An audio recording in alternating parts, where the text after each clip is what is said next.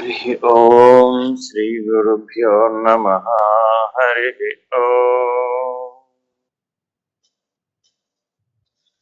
ओम नमो ब्रह्मादिभ्यो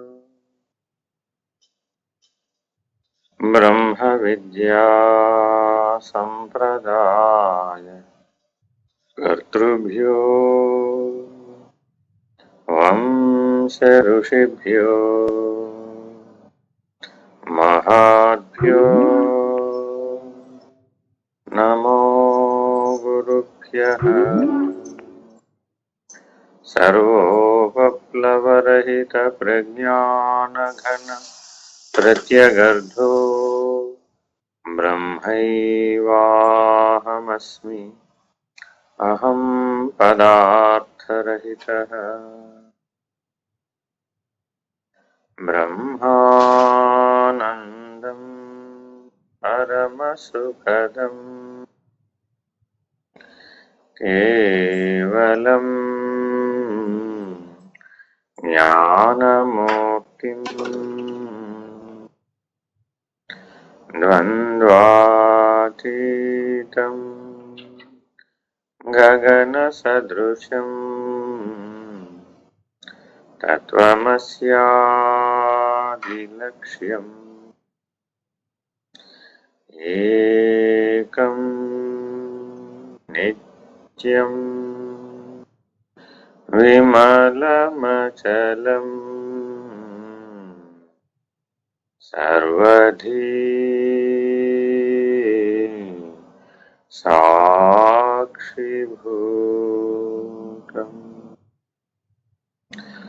भावातीतम् त्रिगुणरहितम् सद्गुरुं तं नमामि।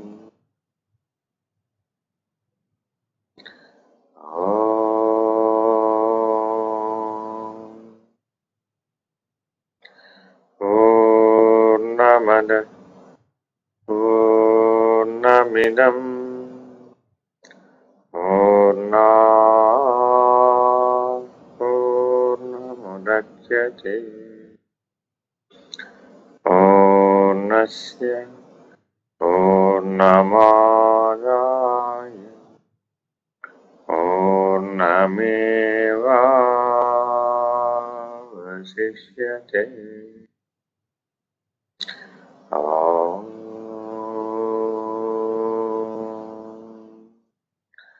पूर्णमद पूर्णमिदं पूर्णात् पूर्णमुदच्यते पूर्णस्य पूर्णमादाय पूर्णमेवावशिष्यते।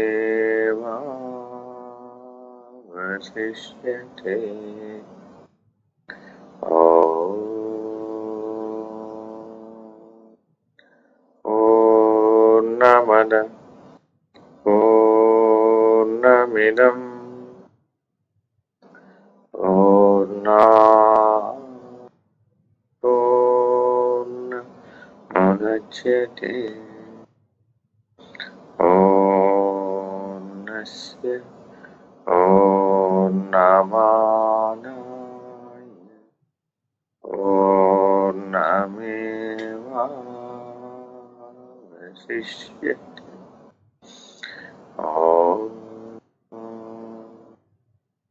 तत्सत्।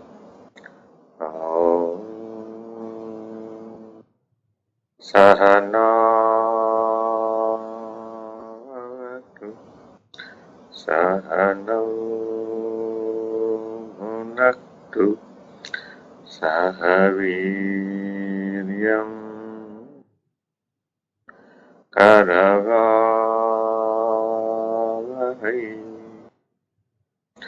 तेजस्वी नावधीतमस्तु తమస్తు మా విద్వేషాపహై.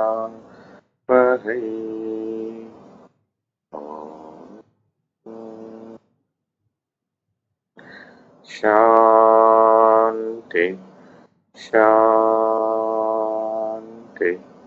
శాంతి. హరి ఓం. శ్రీ గురుభ్యో నమః.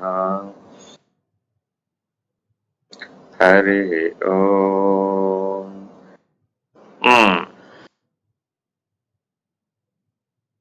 అందరికి నమస్కారం అండి. 8వ పేజీలో ఉన్నాం. ఈ విధముగా యముడు తనను ప్రలోభ పెట్టుచున్నను చెలింపక ధీర చిత్తముతో నచికేతుడు ఇట్లంచున్నాడు. చదవండి. ఓ యమధర్మరాజా, నీవిప్పుడు నాకిచ్చెదనని చెప్పిన ఈ భోగ పదార్థములన్నీ నశ్వరములు. నిదానం నిదానం. ఓ యమధర్మరాజా, నీవిప్పుడు నాకిచ్చెదనని చెప్పిన ఈ భోగ పదార్థములన్నీ నశ్వరములు. వినయం కదా, 8 ఏళ్ల బాలకుడు కదా, యమధర్మరాజుతో కదా మాట్లాడుతోంది. భావన ప్రధానం. అనగా నేడనుభవించునవి రేపు కూడా ఉండునని చెప్పుటకు వీలు కానివి. ఈ భోగ సాధనములన్నీ మానవుని ఇంద్రియ పటుత్వమును నశింపజేయును. మరియు నీవు దీర్ఘాయువునిచ్చేదనని చెప్పుచున్నావు. కాని ఎంత కాలము జీవించినను, ఎన్ని సుఖములను అనుభవించినను అంతయు అల్పముగానే తోచును. కావున ఈ సిరి సంపదలు, రథములు, గుర్రములు, స్త్రీలు మొదలగునవి నీకేయుండుగాక. ఎందుకనగా విస్తారమైన ధనము చేత మనుజునకు సంతృప్తి కలుగనుట అసంభవము. భోగములను అనుభవించి తృప్తిని పొందిన వారు లేరు. నీ వంటి వారి దర్శనం వలననే ధనము లభించును. ఇప్పటి వరకు కొన్ని విషయాలని నచికేతుడు వైవస్వతుడైనటువంటి యమధర్మరాజుతో ప్రస్తావిస్తున్నాడు. ఈయన యొక్క తీవ్ర వైరాగ్య పటిమని పరీక్షించదలిచాడు. తీవ్ర వైరాగ్యము, తీవ్ర మోక్షేచ్ఛ కలిగిన వారు మాత్రమే ఆత్మతత్వాన్ని తెలుసుకోవడానికి, ఆత్మానుభూతికి అర్హులు, అధికారులు. కాబట్టి ఆయన ఏమన్నాడు అంటే, ఈ ప్రపంచంలో ఉన్నటువంటి అన్ని కోరికల్ని నీకు తీర్చేస్తాను, ఆయుష్ని ఎంతకాలమైనా పెంచేస్తాను, అధగజ త్వరగా వాహనములను ఎన్నింటినైనా నీకు సమకూరుస్తాను, సేవలు సేవించేటటువంటి వారిని కూడా నీకు సమకూరుస్తాను, పుత్ర పౌత్ర కళత్ర మిత్ర బాంధవారి సపరివారం అంతా కూడా శతాయుర్దాయము సహస్రాయుర్దాయము జీవించేటట్లుగా చేస్తాను. ముని మనవాడిని కూడా నువ్వు చూసుకుని ఆనందపడేటట్లుగా నీ ఆయుర్దాయాన్ని పెంచివేస్తాను అని కాలాన్ని అతిక్రమించి జీవుడు చేయలేనటువంటి, పొందలేనటువంటి, సాధించలేనటువంటి ఎన్నైతే కోరికలు ఉంటాయో, ఎన్నైతే కామ్యక కర్మల ద్వారా మానవుడు పొందాలనేటటువంటి ప్రయత్నం అంతా చేస్తూ ఉంటాడు, తన ఆజీవన పర్యంతము వేటినైతే సుఖములని అనుకున్నాడు, వేటి ద్వారా అయితే తాను ఆనందమును అనుభవించవచ్చుననే భ్రాంతికి లోనై వాటిని అడుగుతూ ఉంటాడు. అలాంటి వాటన్నింటినీ ఒకే వరం కింద ప్రసాదిస్తానని చెప్పాడు. వాటి గురించి నచికేతుడు సమాధానం ఇస్తున్నాడు అన్నమాట. ఇందులో అతి ముఖ్యమైనది ఏమిటంటే, భోగించిన కొలది 2 లక్షణాలు ఏర్పడతాయి. ఒకటి భోగమనే బలహీనత, రెండవది అసంతృప్తి.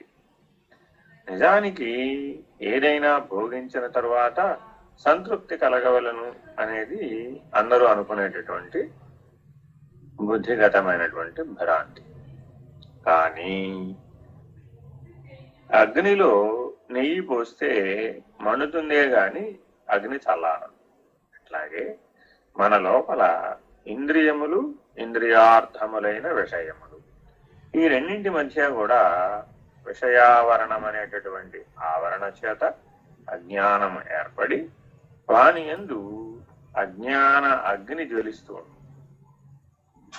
ఎక్కడైనా జ్ఞానాగ్ని అనేది జ్వలించడం మనకి అన్ని చోట్ల తత్వ విచారంలో వింటూ ఉంటాం. కానీ ఈ విషయముల చేత అజ్ఞానం మరింతగా వృద్ధి అవుతుంది, భ్రాంతి మరింతగా గట్టిపడుతుంది. మాయ, మిథ్య ఈ రెండు కూడా చాలా బలవత్తరం అయిపోతాయి. ఈ రెండింటినీ కలిపితే భ్రాంతి అంటారు. అయితే ఎందువల్ల బలపడతాయి అంటే భోగించే కొలది ఇంకనూ భోగించాలి అనేటటువంటి ఆశని, ఆసక్తిని మిగిల్చేటటువంటి లక్షణం ఆ భోగి భోగ్యములో ఉంటుందన్నమాట. జీవుడికి ఉన్నటువంటి రెండు అభిమానములు ఏమిటంటే కర్తృత్వాభిమానము, భోక్తృత్వాభిమానం. అనగా జగత్తుని భోగించవలనేటువంటి ఆసక్తి కలిగి ఉండి జగత్తులో ఉన్నటువంటి పదార్థ రూప, విషయ రూప సుఖములను అనుభవించాలనేటటువంటి ఆసక్తిని, ఆశని కలిగి ఉంటాడు. వాటి ద్వారా అవి భోగించేటప్పుడు నా ప్రయత్నము వలననే అవి సిద్ధించినవి అనేటటువంటి కర్తృత్వాభిమానం కూడా కలిగి ఉంటాడు. ఈ రకంగా కర్తృత్వ, భోక్తృత్వ అభిమానములను కలిపి జీవుడు అనేటటువంటి పేరు పిలువబడుతున్నాడు. ఇక్కడ నుంచి ఎక్కడైనా సరే జీవుడు అనేటటువంటి ప్రసక్తి వచ్చినప్పుడల్లా అభిమానయుతమైనటువంటి వాడు అనేటటువంటి దాన్ని మనం గుర్తించుకోవాలన్నమాట. కాబట్టి ఎవరికైతే కర్తృత్వాభిమానము, భోక్తృత్వాభిమానము బలంగా ఉన్నాయో వాడే జీవుడు. అయితే ఈ జీవుడు భోగించాలి అంటే మొట్టమొదటి ఆవశ్యకత ఏమిటంటే ఆయుర్దాయం. అనేక మంది జన్మించగానే బాలారిష్టముల వలన ప్రారంభవశమైనటువంటి శైశవావస్థలోనే మృత్యువుకి గురవుతూ ఉంటారు. మరి వారు ఏం భోగించారని? వారికి భోగ్య సుఖం లేదు.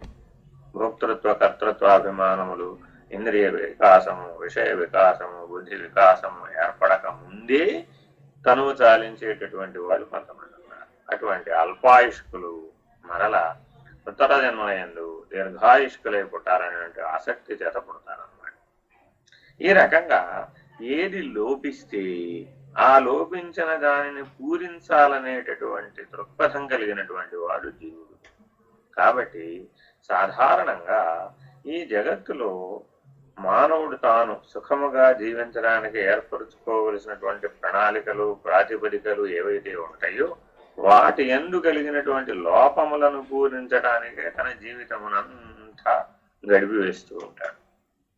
ధనం లేకపోవడం వల్ల ఏ సుఖము ఏర్పడటం లేదని ధనమును మికుటముగా సంపాదించాలనేటటువంటి కాంక్షకు లోనవుతాడు. ఎంతగా సంపాదించాలి అంటే దానికి పరిమితి లేదు. కాబట్టి మానవుడు అమితమైనటువంటి ధనమును సంపాదించాలి అనేటటువంటి ఆశకి, ఆసక్తికి లోనవుతాడు. మితిమీరినటువంటి సుఖములను అనుభవించాలనేటటువంటి ఆసక్తికి లోనవుతాడు. తద్వారా ఇంద్రియములన్నీ బలహీనపడిపోతాయి. ఎంతగా అయితే ఇంద్రియ నిగ్రహం కలిగి ఉంటాడో, ఇంద్రియ జయాన్ని కలిగి ఉంటాడో అంతగా అవి సశక్తివంతములై సమర్థవంతములై పనిచేస్తాయి. ఎంతగా అయితే అవి బలహీనమైనటువంటి స్థితిలో ఉంటాయో అవి పటుత్వాన్ని కోల్పోయి సమర్థవంతములైనటువంటి ప్రతిఫలాన్ని ఇవ్వలేవన్నమాట. ఈ సృష్టిలో ఉదాహరణకు చూస్తే 84 లక్షల జీవరాశులలో కామోపభోగమును అనుభవించేటటువంటివి సంవత్సరమునకు ఒకసారి మాత్రమే భోగించేటటువంటి జంతువులు. ఉదాహరణకి బ్లూ వేల్, నీటి తిమింగలం. ఆ తిమింగలం సంవత్సరానికి ఒకసారే కామోపభోగమును అనుభవిస్తుంది. కానీ అది ఎటువంటి జీవరాశికి జన్మనిస్తుందంటే ఒక పెద్ద ఓడనైనా సరే తన తోకతో కొట్టి పడవేయగలిగేటటువంటి సమర్థవంతమైన బలవత్తరమైనటువంటి జీవికి అంత సమర్థవంతమైనటువంటి జీవి అది. మరి ఏ రకమైనటువంటి ఋతు వైవిధ్యాన్ని ప్రదర్శించకుండా అన్ని ఋతువులలో కామోపభోగాన్ని అనుభవించగలిగేటటువంటి బుద్ధిశక్తి ఒక మానవుడికే ఇచ్చాడు భగవంతుడు. కానీ ఏ మానవుడైతే ఇంద్రియ సంయమాన్ని కలిగి ఉండి కామం మీద ఆధిపత్యాన్ని కలిగినటువంటి వాడై విషయముల మీద సమత్వ భావాన్ని కలిగిన వాడై పదార్థము సుఖమును ఇవ్వజాలదనేటటువంటి సత్యాన్ని గ్రహించినటువంటి వాడై ఎవరైతే వైరాగ్య అనేటటువంటి నిప్పుల కొండని నెత్తి మీదకి ఎత్తుకున్న వాడు ఎవరైతే ఉంటాడో, వైరాగ్య అగ్ని యందు ఎవరైతే తనను తాను దహింపజేసుకునేటటువంటి వాడు ఉంటాడో వాడు మాత్రమే ఆత్మానుభూతికి అధికారి. అందువలనే ఇక్కడ ఈ వరంలో చెప్పినటువంటి ఇస్తానన్నటువంటి ప్రతి భోగమును కూడా నిరసించేటటువంటి ప్రయత్నాన్ని చేస్తున్నాడు నచికేతుడు. చక్కగా మనం గమనిస్తే విస్తారమైన ధనము చేత మనుజునకు సంతృప్తి కలుగుననుట అసంభవము అన్నాడు. కానీ ఈనాడు మానవులందరూ, మనలో కూడా ఎంతో మంది ఈ ధనం వెనకాలనే మనం పడుతున్నాము. ఈ ధనం ఎంత ఉండాలి అంటే కాలికి చెప్పు ఎంత ఉండాలో అంత ఉండాలి అనే నియమం చెప్పారు సద్గురుమూర్తి సత్యసాయి. భగవాన్ సత్యసాయి ధనం ఎంత అవసరమయ్యా, కాలికి చెప్పు ఎంత అవసరమో ధనము కూడా అంతే అవసరం. ఎక్కువైపోయింది అనుకోండి దాన్ని మనం మొయ్యాలి, దాన్ని మనం ఏడవాలి. తక్కువైపోయింది అనుకోండి అది మనకి కరుస్తుంది.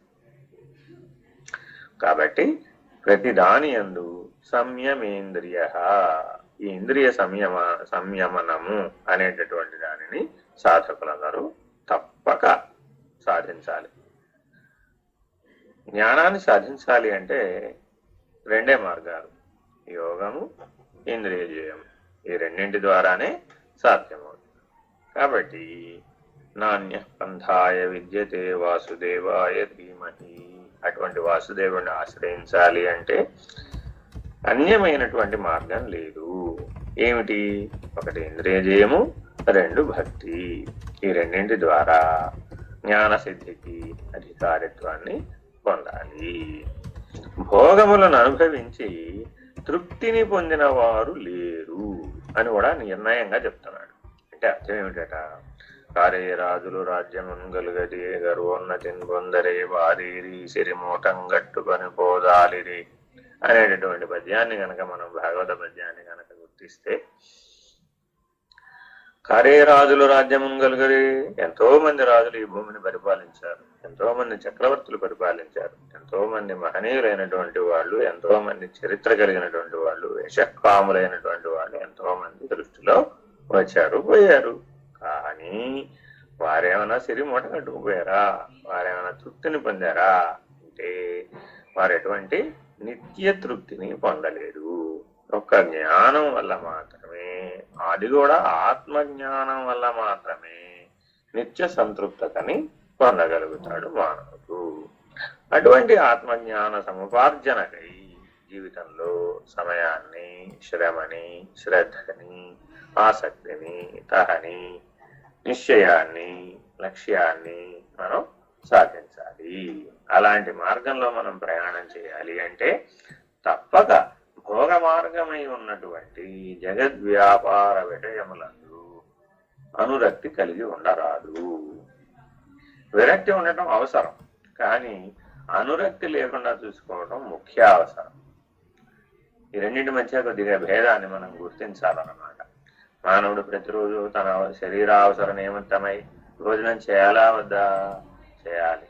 అనురక్తి లేక చేయాలి, వైరాగ్య భావంతో చేయాలి, ఈశ్వర ప్రసాద భావంతో చేయాలి. అట్లాంటప్పుడు మాత్రమే అది సాధ్యమవుతుంది. అలా గనక ఆచరించకపోయినట్లయితే అది సాధ్యపడదు. ఇట్లా గమనించుకోవాలన్నమాట. ప్రతిదీ ఈశ్వర ప్రసాదంగా చూసేటటువంటి ఉత్తమ లక్షణాన్ని మానవులందరూ కూడాను చక్కగా సంపాదించాలి. అలా సంపాదించకపోయినట్లయితే నువ్వు ఎంతగా ప్రయత్నించినప్పటికీ కూడా అది సాధ్యం. అందుకని అనురక్తి దేంట్లో ఉంది, ప్రియాప్రియములు దేంట్లో ఉన్నాయి అనేటటువంటి జాబితా సాధకులందరూ తప్పక తయారు చేసుకోవాలి.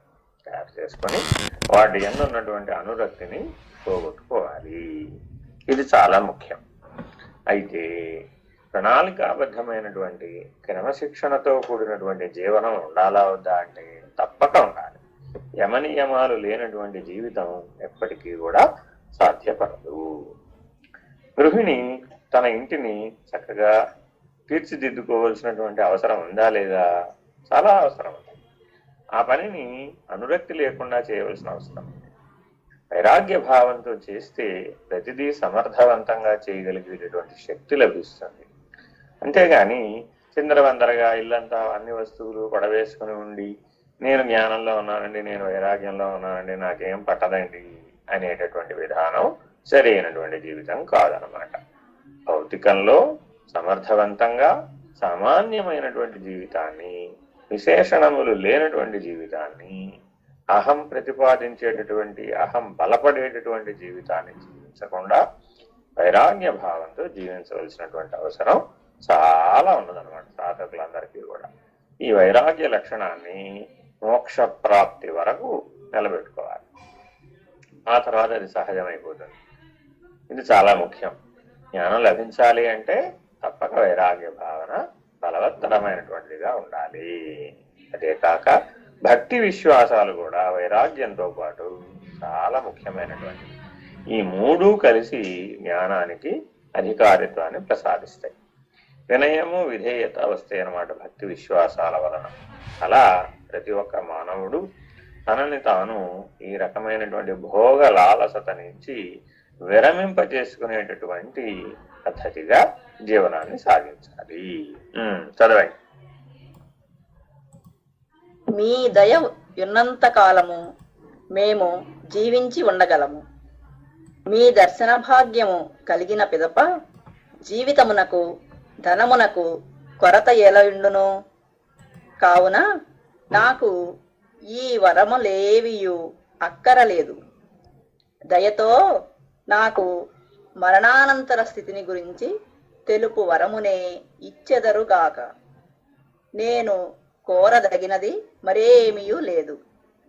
ఇంకను జరావస్థ లేనటువంటి అమరులైనటువంటి మీ వంటి వారి దర్శనమును పొందిన పిదప ఏ మానవుడు ఈ భూమి మీద దీర్ఘకాలము జీవించుటకు కోరుకొనును? అధోలోకమగు ఈ భూమి యందున్న మానవుడు నిత్యము జీర్ణించుచు చివరకు మరణించునని తెలిసి కూడా ఎవరు దీర్ఘజీవనమును కోరుకొందురు? ఒకవేళ అట్లు కోరినను దాని వలన ప్రయోజనమేమి? సౌందర్యవతులైన స్త్రీల సాంగత్య సుఖము శాశ్వతము కాదని తెలిసియు అట్టి అనిత్య సుఖముల కొరకు ఎవరు దీర్ఘకాలము జీవింపగోరుదురు? ఓ మృత్యుదేవత, మరణానంతరము ఆత్మయున్నదా లేదా అను సంశయము బహుజనులకు కలుగుతున్నది. దేవతలు కూడా ఈ విషయమున సంశయగ్రస్తులైరని మీ వలన కూడా వింటిని. ఇట్టి ఆత్మ నిర్ణయమునకు సంబంధించి విషయమును మించిన విషయము మరొకటి లేదు. ఈ ఆత్మజ్ఞాన విషయము అతి సూక్ష్మమనియు సులభముగా తెలుసుకొనదగినది కాదరియు వింటిని. ఓ ఆచార్య, ఈ నచికేతుడు వేరొక వరమును కోరడు. మీరు నా యందు దయ ఉంచి ఈ విషయమునే బోధింపుడని ప్రార్థించెను. ఓ ఆచార్య, ప్రార్థన అంటే ఎలా ఉండాలి? ఓ ఆచార్య అంటే అది ప్రార్థన అవుతుందా? కాబట్టి మనం చదివేటప్పుడు అర్థవంతంగా చదవటం నేర్చుకోవాలి. సరే, ముఖ్యమైన విషయం ఇందులో 3-4 అంశాలను ప్రస్తావించారు. చాలా ముఖ్యమైన ప్రశ్నల్ని అనుసంధానించారు. ఆ ముఖ్యమైన ప్రశ్నలకు మానవులందరూ కూడా సమాధానం రాబట్టవలసినటువంటి అవసరం ఉన్నది. ఒక్కసారి మృత్యుదేవతా దర్శనం కలిగిన తర్వాత తిరిగి పునర్జీవితులు అవుతారా? అయ్యే అవకాశం లేదు అని మొదట్లోనే చెప్పాడు. ఎందుకనంట, ఆయన సమవర్తి, సర్వజీవుల ఎడల కాలానుగుణ్యముగా ఆ వారి యొక్క కాల ఆయుష్ తీరగానే వారిని శరీరం నుంచి తప్పించేటటువంటి బాధ్యత కలిగినటువంటి వ్యక్తి ఆ యమధర్మరాజు. మరి వారి దర్శన భాగ్యం కలిగిన తర్వాత మరల జీవితము, మరల ధనము ఇలాంటివన్నీ ఉంటాయా? ఉండవు కదా. ఆ రకమైనటువంటి ప్రభావం అంతా కూడా తొలగిపోతుంది కదా. అలాగే ఏమడుగుతున్నారు, జరావస్థ లేనటువంటి అమరులైనటువంటి మీ వంటి వారి దర్శనమును పొందిన పినప ఏ మానవుడు ఈ భూమి మీద దీర్ఘకాలము జీవించుటకు కోరుకొను? చూడండి, ఏ మరణ వేదన లేకుండానే నచికేతుడు యమధర్మరాజు యొక్క దర్శనాన్ని పొందాడు. ఎంతో విలువైన విషయం అన్నమాట, అనాయాస మరణం. అయితే ఈయన గురు శిష్య పద్ధతిగా వారిని ఆశ్రయించి వారి దగ్గర నుంచి వారిని ఆచార్యులుగా భావించి వారి వద్ద నుంచి ఆత్మబోధన సంగ్రహించే నిమిత్తమై తన పుణ్య బల వశమున మరణ వేదన లేకుండానే ఆయన యమధర్మరాజును ఆశ్రయించాడు. కానీ ఎవరైనా సరే వేదనాభరితమైనటువంటి మరణం ద్వారా మృత్యుదేవత వరకు వెళితే తిరిగి మరల ఎవరైనా గాని జన్మించాలని కోరుతున్నారా అంటే, మరణ వేదన ఎవరికైతే గుర్తుంటుందో, జననమందు ప్రసవ వేదన ఎవరికైతే గుర్తుంటుందో వారు మరల జనన మరణ చక్రంలో పడాలని కోరుకుంటారా? భగవాన్ రమణులు అంటారు, వారు తపస్సు చేస్తూ చేస్తూ చేస్తూ చేస్తూ శరీరం నుంచి విడిపోయానని, శరీరమున కంటే వేరుగా ఉన్నానని, శరీరము కంటే భిన్నమైన వాడనని, నేను ఆత్మస్వరూపుడనని, నేను బ్రహ్మస్వరూపుడనని నిర్ణయాన్ని సశరీరంగా ఉండగానే తపస్సమాధి యందు వారు అనుభూతిని పొందారు అనేటటువంటి నిర్ణయం చాలా ముఖ్యమైనటువంటిది. కాబట్టి ప్రతి ఒక్కరూ ఆ సమాధి నిష్ట యందు ఆ రకమైనటువంటి ఆత్మానుభూతిని సాధిస్తారు. అటువంటి ఆత్మానుభూతిని ఒకసారి పొందిన పిదప తిరిగి మరల నశ్వరమైనటువంటి నాటకమైనటువంటి శరీర సంగతమైనటువంటి శరీర భావనయే సత్యమని నిత్యమని భావించే క్రిమికీటకాది దశలతో కూడుకున్నటువంటి జనన మరణ చక్రంలో మరల తిరిగి ఎవరైనా కానీ ప్రవేశిస్తారా అని మనం ప్రశ్నిస్తున్నాడు. అంటే ఆ రకమైనటువంటి అసంగతమైనటువంటి కోర్కెలన్నింటినీ కూడా జయించినటువంటి వాడు అవుతాడు. ఇంకేం చెప్తున్నాడు, సకల జీవరాశి కూడా స్త్రీ పురుష సౌఖ్యాన్ని అనుభవిస్తూ ఉన్నాయి కదా. ఏ కొత్త సుఖం ఉన్నది ఇందులో? అనేక జన్మల యందు తిన్న అన్నమే తినుట లేదా, పోయిన నిద్రే పోవుట లేదా, కొత్త సుఖం ఏమున్నది అనేటటువంటి విజ్ఞాన దృష్టి కలిగినటువంటి వాడికి స్త్రీ పురుష కామోపభోగమునందు రతి కలిగేటటువంటి అవకాశం ఉన్నదా, రమించే అవకాశం ఉన్నదా అంటే లేదు అంటున్నాడు. కారణం ఏమిటట, అనేక జన్మార్జితముగా ప్రతి జన్మలోనూ గృహస్థాశ్రమ సౌఖ్యాన్ని, ఆ ఒకరికొకరి సహచర్య సౌఖ్యాన్ని స్త్రీ పురుషులు ఇరువురు కూడా అనుభవిస్తూ ఉన్నారు. దానివల్ల ఏం పెద్ద ప్రయోజనం ఉన్నది? సర్వజీవులు వాటి వాటి సంసార చక్ర బంధమునందు నలిగిపోతూనే ఉన్నవి కదా, జనన మరణ కారణం అవుతున్నది కదా. కాబట్టి అట్టి అనిత్యములైనటువంటి సుఖముల కొరకు ఎవరైనా ఓ 1000 ఏళ్ళు, ఓ 10,000 ఏళ్ళు, 1,00,000 ఏళ్ళు, ఓ 1,00,00,000 సంవత్సరాలు కల్పాంతం వరకు జీవించాలని ఎవరైనా అనుకుంటారా? అజ్ఞానం కదా అనేటటువంటి భావనని తెలియజేస్తున్నారు. ఇంకేం అడుగుతున్నారు, అసలు ప్రధానమైన సంశయం ఏమిటి అంటే, వివేకవంతమైనటువంటి బుద్ధి సంగతమైనటువంటి మానవులకు విచారణా జ్ఞానం ఉన్నది కదా. అట్టి విచారణా జ్ఞానం చేత అందరికీ కలిగేటటువంటి గొప్ప సంశయం ఏమిటంటే అసలు మరణానంతరం జీవితం ఉందా లేదా. కాబట్టి అటువంటి జీవితాన్ని మనకి గురించి చెప్పగలిగేటటువంటి సమర్థవంతమైనటువంటి శక్తి ఆచార్యవరుడైనటువంటి యమధర్మరాజుకు మాత్రమే ఉన్నదని, ఇటువంటి సంశయం దేవతలకు కూడా ఉన్నప్పటికీ వారు కూడా ఆ సంశయాన్ని తీర్చుకోలేకపోతున్నారని, కాబట్టి ఆత్మ నిర్ణయమునకు సంబంధించినటువంటి విషయం ఏదైతే ఉందో, ఆ జ్ఞానం ఏదైతే ఉందో దానికి మించినటువంటి విషయం మరొకటి లేదు. అంటే ఒకసారి ఈ ఆత్మ విచారణ గనక మీ మనోబుద్ధులను గనక ఆక్రమించినట్లయితే మీరు జగత్తుకు సంబంధించినటువంటి మరే విషయమునకు ప్రాధాన్యత ఇవ్వజాలరు. కారణం ఏమిటి అంటే అన్నిటికంటే ఉత్తమమైనటువంటి వివేకాన్ని, ఉత్తమమైనటువంటి విషయ జ్ఞానాన్ని, ఉత్తమమైనటువంటి జీవన విధానాన్ని ఎంపిక చేసుకొని నిర్ణయించి సాధన ద్వారా సిద్ధింపజేసుకొని ప్రయత్నించి అట్టి బ్రహ్మానందపూర్వకమైనటువంటి స్థితిని సాధించేటటువంటి లక్ష్యం దిశగా నీ ప్రయాణం సాగుతూ ఉన్నప్పుడు నీవు ఇతరములైనటువంటి, నశ్వరములైనటువంటి, హీనములైనటువంటి, నీచములైనటువంటి, నిషిద్ధములైనటువంటి, నిరసించదగినటువంటి భోగభాగ్యములయందు దృష్టి కలుగదు అనేటటువంటి స్పష్టతని అందిస్తూ ఉన్నారు. ఇంకేమంటున్నాడు? నిశ్చయంగా చెబుతున్నాడు, నేను ఇంకా ఏ వరమును కోరను, ఒక్క ఆత్మానుభూతికి సంబంధించినటువంటి బోధ గురించి తప్ప. కాబట్టి ఆత్మ విషయమును గురించే బోధించమని నిర్ణయముగా అడుగుతున్నాడు నచికేతుడు. ప్రథమవల్లి సమాప్త, ద్వితీయవల్లి ప్రారంభ. చదవండమ్మా.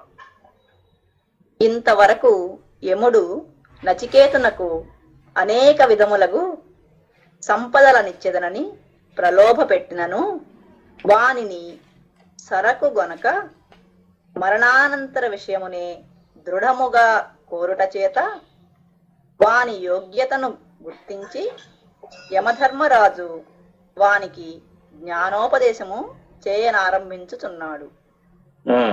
చాలా ముఖ్యమైనటువంటి అధికారిత్వాన్ని ఇక్కడ నిరూపించారన్నమాట.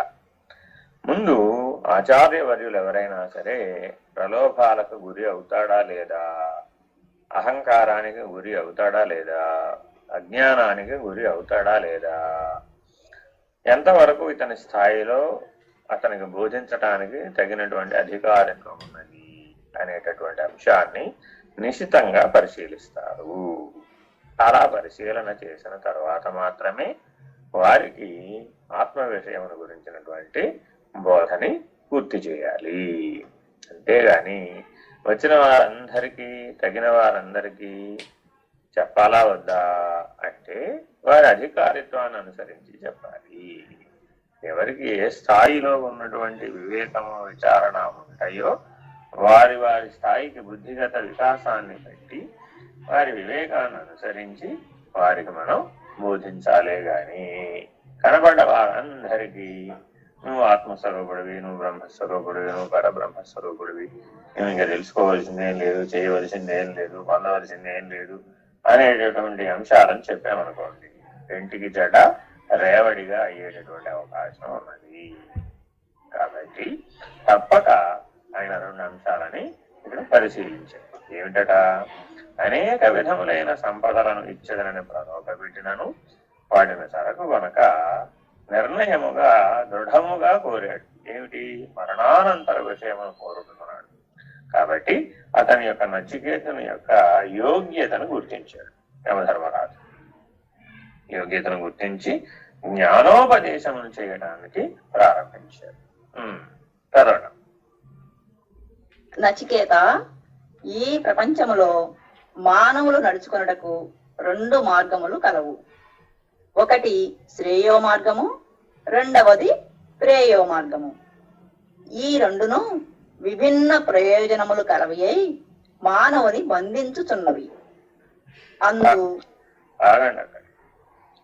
కాబట్టి జీవులందరి ముందు ప్రతి చోట, ప్రతి క్షణము, ప్రతి తలపులో కూడా రెండు రకములైనటువంటి అవకాశాలని ఈ ప్రకృతి కల్పిస్తుంది.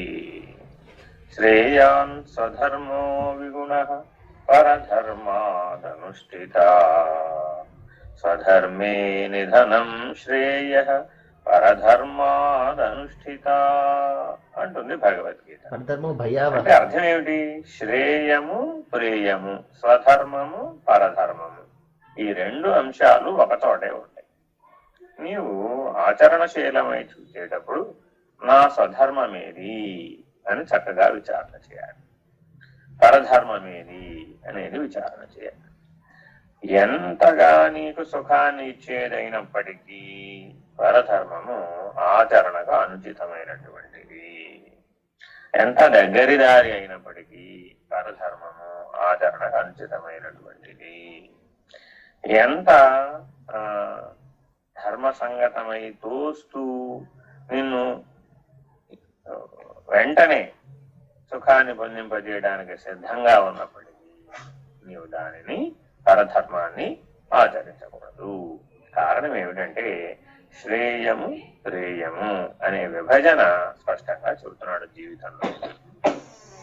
దేనిని ఆచరిస్తే ఆత్మానుభూతికి దగ్గరవుతావో, ఏ తీరుగా జీవిస్తే ఆత్మానుభూతిలో నిలకడ చెందుతావో, ఏ రకమైనటువంటి విజ్ఞానాన్ని గనక ఆశ్రయిస్తే నీవు స్వయముగా ఆత్మానుభూతి యందు నిలకడ కలిగి ఉంటావో అటువంటిది శ్రేయము, శ్రేయస్సును కలిగించేది. ఎన్ని జన్మలకైనను నీకు విడువనటువంటి శ్రేయస్సును కలిగించేటటువంటిది, అసలు జన్మే లేకుండా చేసేటటువంటి శ్రేయస్సును కలిగించేటటువంటిది. అటువంటి శ్రేయో మార్గమును నువ్వు ఆశ్రయించాలి. ప్రేయో మార్గమును మరొక మార్గం. అందులో ప్రధానమైన సమస్య ఏమిటంటే సుఖానికి దగ్గర దారిగా కనబడుతుంది, కానీ శాశ్వతముగా దుఃఖాన్ని అందిస్తుంది. ఇంకేమిటంటే అందులో దోషం జనన మరణ చక్రంలో పడేట్లుగా చేస్తుంది, కర్మ చక్రంలో బంధించబడేట్లుగా చేస్తుంది, కాలచక్రంలో బంధించబడేట్లుగా చేస్తుంది, ద్వంద్వానుభూతుల యందు మరిగిపోయేటట్లుగా చేస్తుంది, తనను తాను మరిచిపోయేటట్లుగా చేస్తుంది, స్వయం స్థితిని మరిచిపోయేట్టుగా చేస్తుంది, హృదయ స్థానాన్ని మరుపుకు తెచ్చేట్లుగా చేస్తుంది, స్వీయ జ్ఞానాన్ని స్వరూప జ్ఞానాన్ని మరుపుకు తెచ్చేటట్లుగా చేస్తుంది. ఇన్ని దోషములు ఉన్నాయి కాబట్టి పరధర్మము ఆచరణగా అనుచితమైనటువంటిది. శ్రేయ మార్గంలో ఇవన్నీ వ్యతిరేకం. అంటే నీ హృదయ స్థానంలో నిలబడి ఉంటావు, నీ స్వరూప జ్ఞానంలోనూ నిలబడి ఉంటావు, స్వీయ ఆత్మానుభూతి యందు నిలకడ కలిగి ఉంటావు, స్వాత్మనిష్ఠుడవై ఉంటావు, సర్వవ్యాపక లక్షణాన్ని కలిగి ఉంటావు, పరిమితమైనటువంటి అజ్ఞానము అవిద్యకు దూరంగా ఉంటావు, జనన మరణ చక్రాల్లో నుంచి బయటపడతావు, కర్మచక్రానికి అంటకుండా ఉంటావు, ద్వంద్వానుభూతులకు విలక్షణుడవై ఉంటావు. కాబట్టి శ్రేయో మార్గము ఉత్తమమైనటువంటిది. కాబట్టి అట్టి శ్రేయో మార్గమునే మానవులందరూ కూడా ఆశ్రయించాలి. అదే మానవుని యొక్క స్వధర్మము. చదవండి. అందు శుభము కలిగించుచు మోక్షమును కలుగజేయునది శ్రేయో మార్గం అనబడును. లౌకిక సుఖములను కలిగించు స్త్రీ ధనాదులను అనుభవింపచేయునది ప్రేయో మార్గము. విషయాదులను అనుభవించు సుఖముగానున్నట్లు తోచి చివరకు దుఃఖమును కలుగజేయనది ప్రేయో మార్గము. మొదట కష్టముగానున్నట్లుండి చివరకు శాశ్వత సుఖమును కలుగజేయనది శ్రేయో మార్గము. కనుక శ్రేయో మార్గమును అనుసరించు వారికి శాశ్వత సుఖము లభించును. ప్రేయో మార్గమును అనుసరించు వారు శాశ్వత సుఖయనకు దూరుడై దుఃఖముల పాలగుదురు. కావున విజ్ఞులకు వారు శ్రేయో మార్గమునే అనుసరించెదరు. ఇప్పుడు ఇక్కడ ఏమని మనం చెప్పుకున్న విషయాల్ని ఇక్కడ మరలా పునరుద్ఘాటించారు. ఈ శ్రేయో మార్గంలో యమనియమ ఆసన ప్రాణాయామ ప్రత్యాహార ధ్యాన ధారణ సమాధులు అనే అష్టాంగ విధి ఇమిడ్చి ఉంటుంది. ఆయన నువ్వు రోజులో 4 సంఖ్యలలో తప్పక ఉపాసనా మార్గమును, తప్పక జపాన్ని, తప్పక తపస్సుని, తప్పక ధ్యానాన్ని తప్పక మీరు ఆచరించాలి అనే నియమము విధి ఏర్పాటు చేయబడింది. అదే ప్రేమ మార్గం అనుకోండి, హాయిగా 8 దాకా పడుకోవచ్చు అన్నారు అనుకోండి. ఏమైనప్పుడు ఈ రెండింటిలో దేనికి మనసు మొగ్గు చూపుతుంది?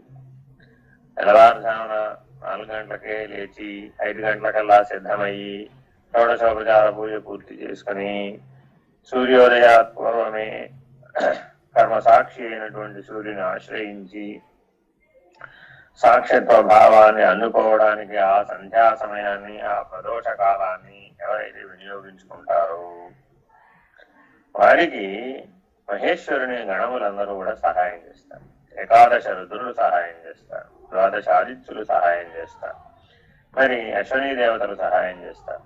ఇంతమంది ఇంద్రియాధిష్టాన దేవతలందరూ కూడా ఆయా సంధ్యా సమయములందు ఎవరైతే పూజిస్తూ ఉంటారో, దైవీ భావనతో జీవిస్తూ ఉంటారో, తపస్సు యందు నిమగ్నమై ఉంటారో, ఆంతరిక సాధనల యందు నిమగ్నమై ఉంటారో, అంతర్ముఖ ప్రయాణానికి సిద్ధులై ఉంటారో, అధికారిత్వాన్ని కలిగి ఉంటారో, ఆ రకమైన వారందరినీ గమనిస్తూ వారి యందు సద్బుద్ధిని ప్రేరేపించి చిత్తశుద్ధిని కలిగించి స్వీయ ఆత్మ సాక్షాత్కార జ్ఞానాన్ని పొందించడానికి కావలసినటువంటి నైర్మాలిన్యాన్ని, నిర్మలత్వాన్ని మీకు అందిస్తారు. ఆ సంధ్యాకాలంలో అంత విశేషం ఉన్నది. మరి అటువంటి సంధ్యాకాలమును ఇవాళ మనం సద్వినియోగపరుచుకుంటున్నామా అంటే ఈ ప్రేయో మార్గమును ఆశ్రయించడం ద్వారా ఆయా సంధ్యాకాలములను ఒకసారి గమనిద్దాం. ఉదయం 6 గంటలకి అవకాశం ఉన్నంత వరకు నిద్రావస్థలో గడుపుతూ ఉంటారు. మధ్యాహ్నం 12 గంటలకి అవకాశం ఉన్నంత వరకు ధనార్జనలో గడుపుతూ ఉంటారు. సాయంత్రం 6 గంటలకి విషయ సుఖాపేక్షలో అది తిందామా ఇది తాగుదామా అనే భావనతో గడుపుతూ ఉంటాడు. అర్ధరాత్రి 12 గంటలకి కామోపభోగములందు మునిగిపోయి ఉంటాడు. మరి ఇప్పుడు 4 సంధ్యలలో జీవుడు ఏ రకంగా తన ఆయుక్షీణమైపోతున్నటువంటి పద్ధతిని అయినటువంటి ప్రయో మార్గమును ఆశ్రయించి తత్కాల సుఖమును అనుభవిస్తూ శాశ్వత దుఃఖము లోపలికి, శాశ్వత దుఃఖ కారణమైన జనన మరణ చక్రములో బంధింపబడేటటువంటి, కర్మ చక్రములో బంధింపబడేటటువంటి, ద్వంద్వానుభవములలో బంధింపబడేటటువంటి విధానమును ఆశ్రయించడం వలన నిరంతరాయముగా చనిపోతూ ఉన్నప్పటికీ అంటే అర్థం ఏమిటి? జీవుడు నిత్య ప్రళయాన్ని అనుభవిస్తున్నాడు. ఎప్పుడో 100 సంవత్సరాలకు ఒకసారి చనిపోవటంలా కేవలం ప్రతిరోజు గాఢ నిద్రావస్థలో తనను తాను మర్చిపోవడం ద్వారా, తనను తాను ఎరుక లేకుండా జీవించడం ద్వారా, తాను ఏ స్థితిలో ఉన్నాడో తెలియకుండా జీవించడం ద్వారా నిత్య ప్రళయాన్ని అనుభవిస్తూ గాఢ సుషుప్తి ఎందు మరణిస్తూ మరల మేలుకొనేటప్పటికీ ఆ తెలివిని పొంది సజీవుడై మెలకువలో వ్యవహరిస్తున్నాడు. కాబట్టి జ్ఞాన పద్ధతిగా వివేకము రీత్యా, వివేకము దృష్ట్యా, విజ్ఞానము దృష్ట్యా గమనించినట్లయితే జీవుడు ప్రతిరోజు చనిపోతున్నాడు, ప్రతిరోజు మరణమునే పొందుతున్నాడు. కాబట్టి అంటే నిత్య ప్రళయాన్ని పొందేటటువంటి ప్రియో మార్గము దూరముగా పెట్టవలసినటువంటి జీవన విధానం. మానవులందరూ ఈ సత్యాన్ని తప్పక గ్రహించాలి. చదువు. మానవులకు శ్రేయో మార్గము, ప్రేయో మార్గము అను ఈ రెండును అనుసరింపదగినవిగానే తోచును. ఈ రెంటిలో కల భేదమును సామాన్య మానవుడు గుర్తింపలేకున్నాడు. ధీరుడగు విద్వాంసుడు ప్రేయస్సు కంటే శ్రేయస్సే శ్రేష్టమైనదని తలంచి దానినే అనుసరించును. మందబుద్ధి కలవాడు ధనమును, గృహారామ క్షేత్రాదులను సంపాదించి వానిని కాపాడుట అనేది యోగక్షేమాత్మకమైన ప్రేయో మార్గమునే శ్రేష్టమైన దానినిగా తలంచి ఆ మార్గమునే అనుసరించును. సాధారణముగా మానవులలో అధిక సంఖ్యాకులు ధన సంపాదనకు, దాని రక్షణను గొప్పగా భావించి తమ జీవితములను గడుపుతున్నారు. వారు పరమును గురించి ఆలోచింపరు. వారు శాశ్వత సుఖమునిచ్చు శ్రేయో మార్గమునకు దూరముగా నుందురు. మన గురించి బాగా చెప్పాడు ఇక్కడ.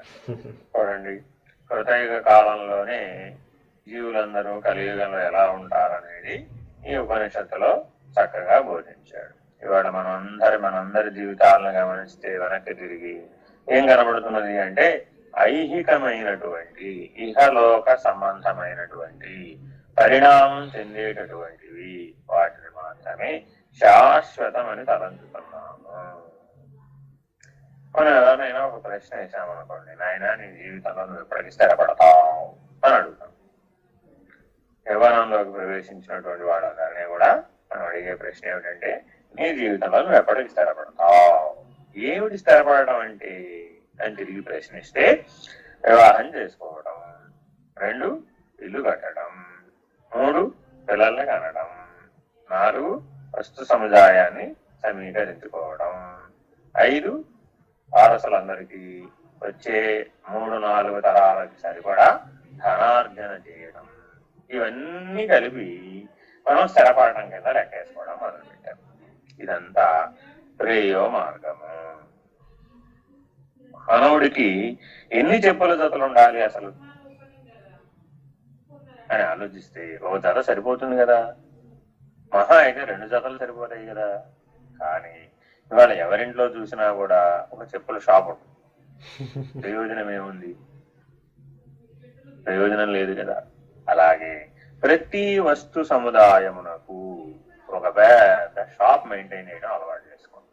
తద్వారా ఏమైంది, ఆయా వస్తువులని సరైనటువంటి పద్ధతిలో ఉంచలేము, క్రమమైన మార్గంలో వాటిని శుద్ధి చేయలేము, వాటిని శుద్ధి చేసిన వాటిని మరల తిరిగి ఉంచలేము, వాటిని సరిగా చదువుకోలేము, వాటిని సరిగా ఏర్పాటు చేసుకోలేము, ఆ వస్తువులను ఏర్పాటు చేసుకోలేక ఆ వస్తువులను సరిగా సరిదిద్దుకోలేక సతమతం అయిపోతూ వాటిలో సుఖంగా ఉన్నానని భ్రమ చెందుతున్నాడు అనమాట. ఈ రకంగా వస్తు సముదాయ భ్రాంతి ఎందువల్ల ఏర్పడింది అంటే, ఆ వస్తువు సుఖాన్ని ఇస్తుంది, ఈ వస్తువు సుఖాన్ని ఇస్తుంది, నా సుఖమునకు ఈ వస్తువు చాలా అవసరం అనేటటువంటి పరుగులాట బాగా బలంగా. ఇంకేమన్నది అంటే, ఆ వస్తు సముదాయాన్ని పొందటానికై ధన సముపార్జన, ధన సేకరణ, ధనమును దాచుకొనుట, ధనమును దోచుకొనుట. ఈ రకంగా క్రమాంతరమున గుణధర్మంలో పతనం చెందుతూ వస్తాడు. ఎంతగా ధనమును దాచుకొనాలని ప్రయత్నిస్తావో అంతగా ధనమును దోచుకొనాలనేటటువంటి ప్రయత్నం కూడా దాని వెనకనే నీడవలే బలపడిపోతూ ఉంటుంది. ఎంతవరకు అవసరమో అంతవరకు మాత్రమే. శరీరం అద్యంకలు ధర్మ సాధకం. అసలు ఈ శరీరమే ఒక వస్త్రము. ఇది ధర్మ మార్గంలో నడవడం కోసం, జీవనాన్ని నడపడం కోసం, ధర్మమునకు లక్ష్యమైనటువంటి పరము ఏదైతే ఉందో ఆ మోక్ష మార్గంలో ప్రవేశించడం కోసం ఈ శరీరం అనేటటువంటి పనిముట్టుని వాడుకోవాలి. ఐహికమైనటువంటి అంశాల యందు ఎవరికైతే విరమణ ఉంటుందో, ఎవరికైతే ఉపరతి ఉంటుందో, ఎవరికైతే తితిక్ష ఉంటుందో, ఎవరికైతే ఉదాసీనత ఉంటుందో వారు మాత్రమే శ్రేయో మార్గమైనటువంటి ఆత్మజ్ఞాన విచారణలో పరమును సాధించేటటువంటి పద్ధతిగా తీవ్ర మోక్షాపేక్షతో, తీవ్ర వైరాగ్యంతో అధికారిత్వాన్ని సాధిస్తుంది. ఇది చాలా ముఖ్యమైనటువంటి జీవన విధానం. జ్ఞాన మార్గంలో ప్రవేశించాలి అంటే తప్పక ప్రతి ఒక్కరూ కూడా తీవ్ర వైరాగ్య నిష్టని కలిగి ఉండాలి. జ్ఞాన మార్గంతో నాకు పని లేదండి, నాకు కర్మ మార్గంతోనే పని అన్నావు అనుకో, ఇహపరములను రెండింటినీ ఒకసారే సాధించాలనేటటువంటి భ్రాంతిలో పడతావు. దేనికి ఎప్పుడు అవకాశం వస్తుందో, దేనికి ఎప్పుడు ప్రాధాన్యత ఇవ్వాలో, దేనిని ఎప్పుడు తగ్గించుకోవాలో, దేనిని ఎప్పుడు ఆశ్రయించాలో సరి అయిన జ్ఞానం ఆ కర్మ మార్గంలో ఉండదు. ప్రతి చోట 2 మార్గాలని కర్మ మార్గం ఓపెన్ చేస్తుంది, చూపిస్తుంది. వాటిలో ప్రతి ఒక్కరూ తప్పక ఆ ప్రయోగ మార్గంలోనే పడిపోతాడు. ఎట్లా అయితే మిడత దీపాన్ని చూసి, శలభము దీపాన్ని చూసి ఆహారం అని భ్రమస్తుంది. భ్రమస ఏం చేస్తుంది? దగ్గరికి వెళ్ళి ఆ మంట మీద పడుతుంది. పడగానే దాని రెక్కలు కాలిపోతాయి. కాలిపోగానే అక్కడే విరిగి పడిపోతుంది, తన జీవితాన్ని ముగిస్తుంది. మానవుడు కూడా ఇటువంటి విషయ తప్తమైనటువంటి జీవితాన్ని జీవిస్తూ అట్టి విషయములే సుఖమునిస్తాయి అనే భ్రాంతికి గురవుతూ అట్టి శలభము వలె మెడత వంటి జీవితాన్ని మానవుడు జీవిస్తున్నాడు. ఈ ప్రయోగ మార్గంలో జీవించే వాళ్ళందరిలో కూడా వాళ్ళు దేహ రూపానికి మానవులే కానీ బుద్ధి ఎందు మెడతల లాంటి వాళ్ళు అన్నమాట. అట్టి మెడతల వంటి బుద్ధి కలిగినటువంటి వాడికి ఆత్మజ్ఞాన విచారణ అవ్వదు అని స్పష్టంగా చెప్తున్నాడు. చదువు. నచికేత, ప్రపంచంలో ఎక్కువ మందిని ఆకర్షించినటువంటి, ఎక్కువ మంది కోరుకొన్నటువంటి పుత్ర పౌత్రులను, ప్రియమును కలుగజేయు స్త్రీలను, ధన కనక వస్తు వాహనములను ఎన్నింటినో నీకిచ్చదనని నిన్ను మాటి మాటికి ప్రలోభ పెట్టినను నీవు వాటినన్నిటినీ వదిలిపెట్టితివి. నీ బుద్ధి చాతుర్యమునకు ఆశ్చర్యపడుచుంటిని. అధిక సంఖ్యాకులకు సామాన్య మానవులు ధన కనక వస్తు వాహనములను సంపాదింపవలనని వ్యామోహములో పడి దుఃఖము పాలగుచున్నారు. నీవు వానిని కోరవైతివి. వానిలో నుండు దోషములను గుర్తించిన నీ జన్మ ధన్యము. సంసారిక సుఖములకు లోబడని నీ వంటి వారే ఆత్మజ్ఞానమునకు అర్హులు. చాలా చక్కగా ఇందులో మనకి అధికారిత్వం గురించి చెప్పారన్నమాట. ఎక్కువ మంది ఆకర్షించబడేది అంటే 190% మంది ఈ ప్రయోగ మార్గంలోనే ఉంటారు. ఏమిటయ్యా నీ జీవిత లక్ష్యము అనగా పుత్రులను పొందుట, పౌత్రులను పొందుట, ప్రియమైన వారిని పొందుట, బంధువులను కలిగి ఉండుట, అందరికీ ఇష్టలుగా జీవించుట, ఆ ఇష్టము అనేటటువంటి ప్రియాప్రియములతో ఏ రకమైన వస్తు సంచయం స్త్రీ బాలాంత జడోపమాస్వహమితి ప్రాంతాభృశం వాదిన అనేటటువంటి పద్ధతిగా ధన కనక వస్తు వాహన స్త్రీ ప్రియత్వము చేత ప్రేరణ పొందుతూ, ప్రేరేపిస్తూ పునః కర్మచక్రమునందు తగులుకొని కర్మబంధము చేత బాధించబడుతూ, అజ్ఞాన బంధము చేత బాధించబడుతూ, నేనెవరు అనేటటువంటి ప్రశ్నను ఆశ్రయించక కేవలము బాహ్య జీవనమనే జీవనముగా భావించి అట్టి జీవనమును ఎప్పుడైతే నీవు పొందుతూ ఉన్నావో ఆ జీవనము నీకు వృధా అయినటువంటి జీవనము. అటువంటి వృధా అయినటువంటి మానవ జన్మ తిరిగి పునః మానవ జన్మనే నువ్వు పొందుతావా అంటే సృష్టి ధర్మంలో అలాంటి అవకాశాలు చాలా తక్కువ ఉన్నాయి. కాబట్టి మానవుడివై పుట్టిన తరువాత మానవ బుద్ధితో కాకుండా 84 లక్షల జీవరాశులకు సంబంధించినటువంటి బుద్ధి రూపమైనటువంటి జ్ఞానము నీవు సముపార్జించి ఉన్నప్పటికీ ఆయా జీవుల యొక్క ప్రభావం నీలో బలంగా. కొంతమందికి అంటే కోపం వస్తుంది, అంటే కోపం వస్తుంది, కసిబుసులాడుతూ ఉంటారు. వాళ్ళలో ఆ పాములకు సంబంధించినటువంటి వాసనా బలం మిగిలి ఉంటుంది అన్నమాట. కొంతమందిలో వ్యాఘ్రము వలె గాండ్రిస్తూ ఉంటారు, పులుల వలె గాండ్రిస్తూ ఉంటారు అన్నమాట. వాళ్ళలో ఆ రకమైన వాసనా బలం మిగిలి ఉంటుంది. కొంతమందిలో ఏనుగు వలె ఘేంకరిస్తూ ఉంటారు. వాళ్ళకి ఆవేశం వస్తే వాడిని పట్టుకోవడం చాలా కష్టం. ఆ మదం చాలా బలంగా ఉంటుంది అన్నమాట. ఆ ధనమదం గాని, విద్యామదం గాని, రూపమదం గాని, అష్టవిధ మదములు ఏవైతే ఉన్నాయో ఆ మదములన్నీ బలంగా పనిచేసినప్పుడు ప్రపంచమునే లెక్క చేయనటువంటి పద్ధతిగా మారతాడనమాట. అటువంటి వాడు ప్రపంచ యుద్ధాలకు కూడా కారణమైనటువంటి సందర్భాలు ఉన్నాయి అన్నమాట. అలాంటి వారందరిలో ఆ మదపుటేనుగు లక్షణం ఉంటుంది అనమాట. వారిలో ఆ మానవులై ఉన్నప్పటికీ కూడా వారిలో అహంకారము, ఆ మదము అతి తీవ్రమైనటువంటి వేగంతో సంచరిస్తూ సమాజానికి కూడా మానవ జాతికి కూడా నష్టాన్ని కలిగించేటటువంటి పరిస్థితులు ఏర్పడుతూ ఉంటాయి. మరి ఇటువంటి ప్రలోభాలు ఎన్నో మానవ జన్మలో ఉన్నాయి. మానవుడికి ఇవ్వబడినటువంటి బుద్ధి బలము ఎంత విశేషమైనదంటే సూదిలో నుంచి ఏనుగును పంపగలిగేటటువంటి శక్తి కలిగినటువంటి బుద్ధి బలం ఉన్నది.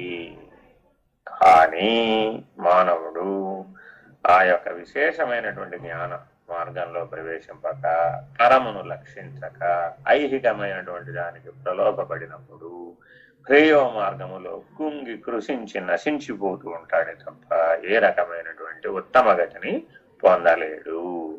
అంతేకాక భవిష్యత్ జన్మలలో అధోగతి పాలయ్యేటటువంటి ప్రమాదమును కూడా కొని తెచ్చుకుంటాడు. అవతార్ మెహర్ బాబా అంటాడు, కొంతమంది సరాసరి సృష్టి ధర్మములు పెద్ద పాము నోట్లో పడ్డట్టుగా శిలారూపం వరకు కూడా వెళ్ళిపోయే అవకాశం ఉన్నది. మృత్తిక శిలారూపాన్ని కూడా ధరిస్తాడు అంటాడు. మరి అటువంటి వాడు ఎన్ని లక్షల కోట్ల సంవత్సరాలు మరల పరిణామం చెందాలి? కల్పాంతం వరకు మరల మానవ జన్మ లభిస్తుందో లేదో తెలియదు. కాబట్టి లభించినటువంటి మానవ జన్మని ప్రలోభములకు లొంగక అధికారిత్వమును సంపాదించి పరముని లక్షించి, మోక్ష మార్గమును లక్షించి, ముక్తి మార్గమును లక్షించి, జ్ఞాన మార్గమును లక్షించి, వివేక మార్గమును లక్షించి, శ్రేయోదాయకమైన విజ్ఞాన వినువీధి యందు ప్రవేశించవలసినటువంటి అవసరం ఎంతైనా ఉంది. మనలో ఉన్నటువంటి భ్రాంతులను, భ్రమలను, అజ్ఞానమును, అవిద్యను, మాయా మిథ్యా రకమైనటువంటి మిథ్యాభూతములైనటువంటి జగత్తు యందు ప్రియత్వం. మనందరికి ఏమనంటే జగత్తు యందు ప్రియత్వం అన్నది. అసలు ఉండవలసింది ఎవరి యందు? ఈశ్వరుని యందు ప్రియత్వం ఉండాలి. సదా ఈశ్వర నామస్మరణ యందు నీవు రతుడవై ఉండాలి, మునిగిపోయి ఉండాలట.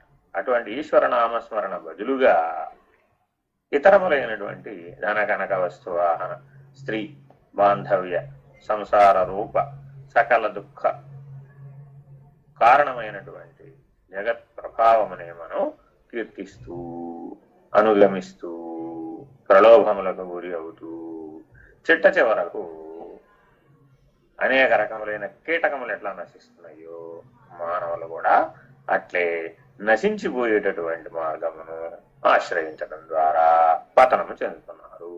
కానీ 8 ఏళ్ల బాలకుడైనటువంటి నచికేతుడు ఎంతో వివేకవంతుడై జ్ఞాన మార్గమును ఎంపిక చేసుకుని యమధర్మరాజు ఇచ్చినటువంటి వరములను తిరస్కరించి ప్రలోభములకు గురి అవ్వక తన యొక్క వైరాగ్య నిష్టను నిరూపించుకొని తన యొక్క వినయ విధేయతలతో తను ఏ నిమిత్తమై యమధర్మరాజును దర్శించాడో ఆ రకమైనటువంటి ఆత్మజ్ఞానోపదేశమును పొందుటకే సంసిద్ధుడనై ఉన్నానని నిశ్చయముగా నిర్ణయముతో ఆశ్రయించడం వలన యమధర్మరాజు ఈ జ్ఞానోపదేశం చేసేటటువంటి ఉపక్రమణకి ప్రారంభిస్తున్నాడు. ఓం తత్సత్. శ్రీ గురుభ్యో నమః. హరి ఓం. పూర్ణమదః పూర్ణమిదం పూర్ణాత్ పూర్ణముదచ్యతే పూర్ణస్య పూర్ణమాదాయ పూర్ణమేవావశిష్యతే.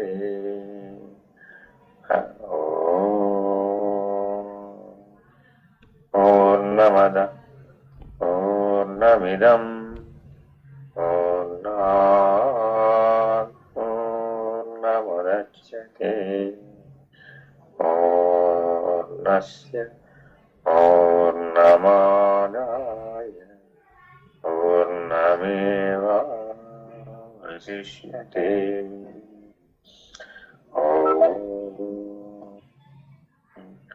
పూర్ణమదః పూర్ణమిదం పూర్ణాత్ పూర్ణముదచ్యతే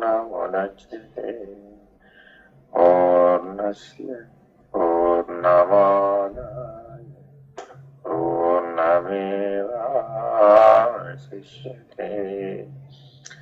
ఓం తత్సత్. ఓం సహనా భవతు సహనౌ భునక్తు సహ వీర్యం करवावहै तेजस्वी नावधीतमस्तु मा विद्विषावहै। ॐ शान्ति शान्ति शान्तिः। हरिः ॐ श्रीगुरुभ्यो नमः। हरिः ॐ।